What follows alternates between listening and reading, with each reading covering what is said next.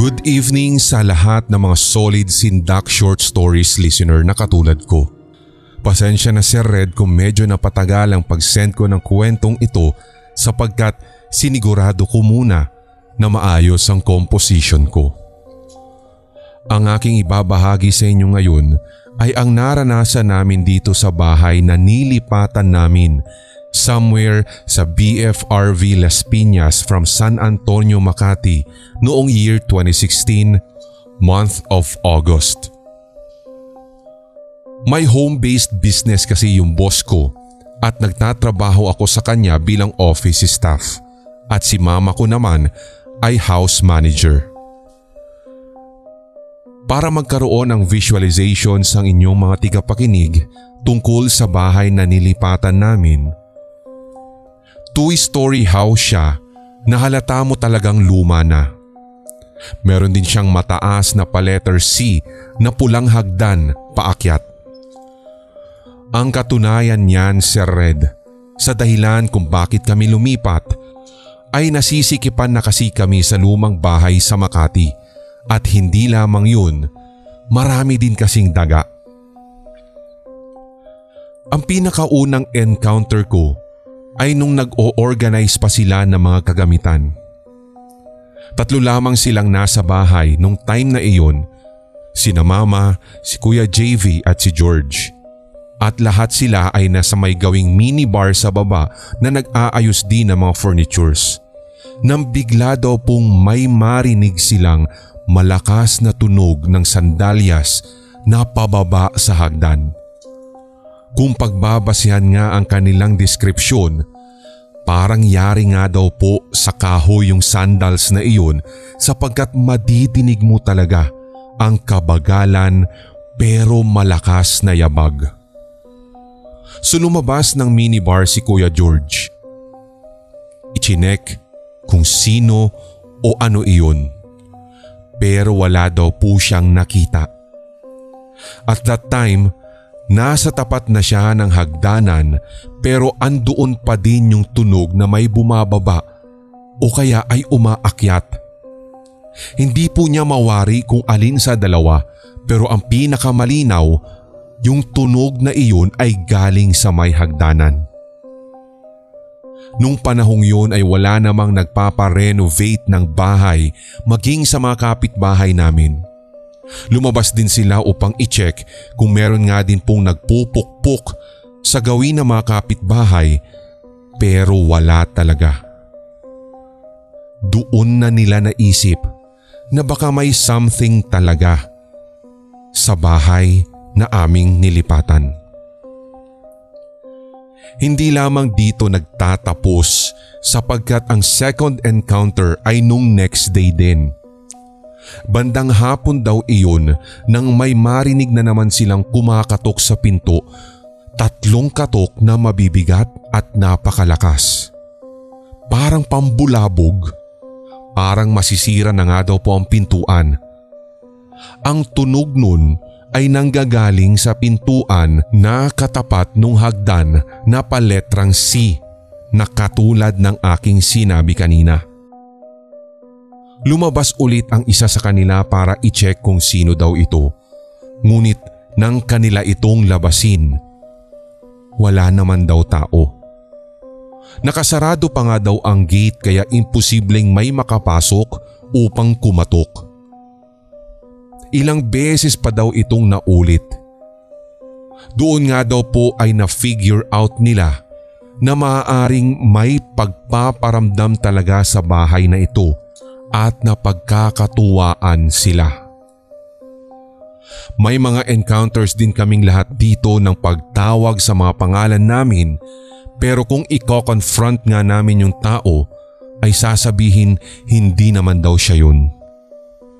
Naiisip ko din minsan na maaaring nang paprank lang pero maraming instances na tinatanong nila ako kung bakit daw ba. Bakit ko sila tinatawag? Kahit hindi naman talaga.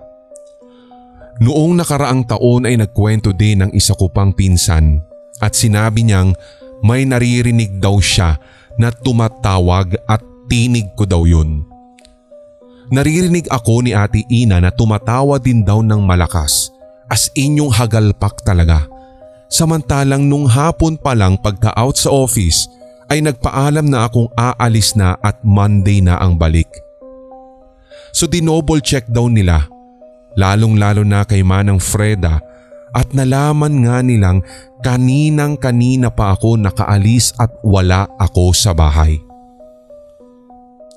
Hindi lamang po ito yung mga kakatuwang experiences namin sa bahay na iyon, Sir Red. Hindi ko po kasi kakayanin na isang araw kung iisa-isahin ko. Naway sipagin akong mag-type upang nang sa gayon ay ma-share ko pa ang iba.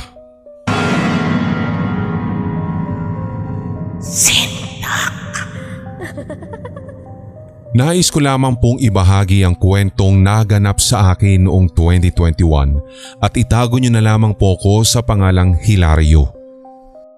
Ginagawa ko po itong entry kong ito habang nakikinig sa isang story ninyo sa YT na ang title ay tungkol doon sa mga multo sa retreat house sa Don Bosco.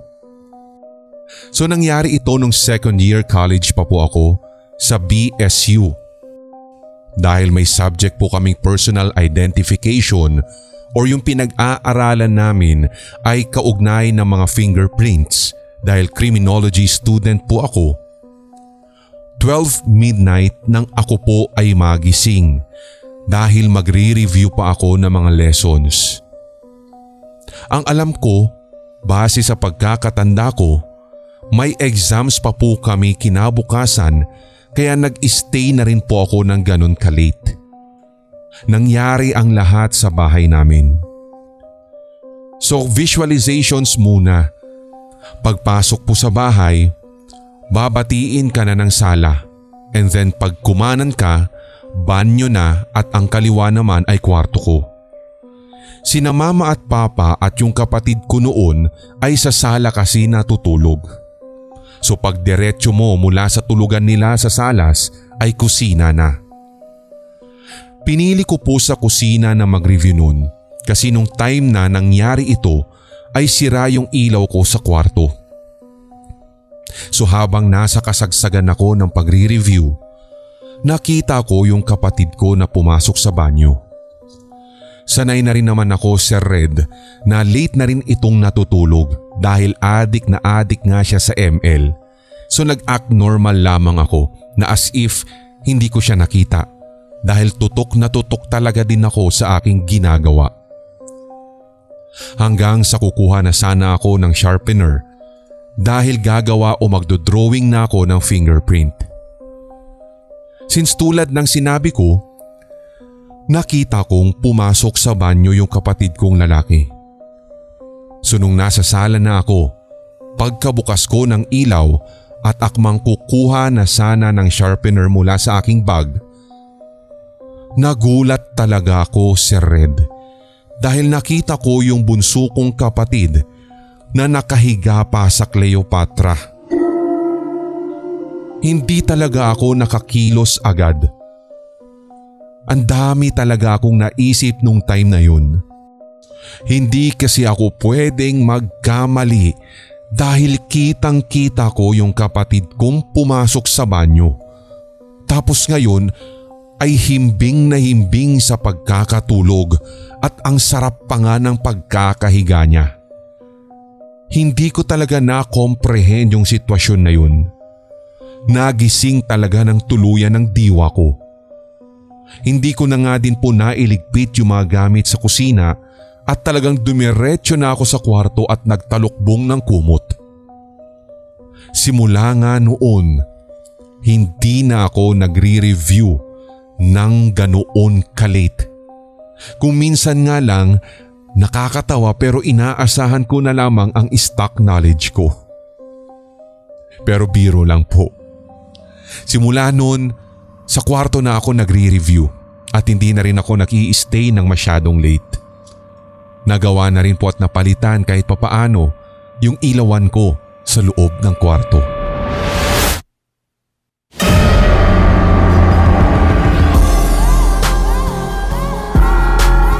At inyong napakinggan ang tampok na one-shot Tagalog horror story. I-like, mag-comment at i-share ang episode na ito sa inyong social media, mga certified kasindak. Huwag pahuhuli sa mga bagong kwentong katatakutan dito sa ating channel, kaya pindutin na ang subscribe button at ang notification bell.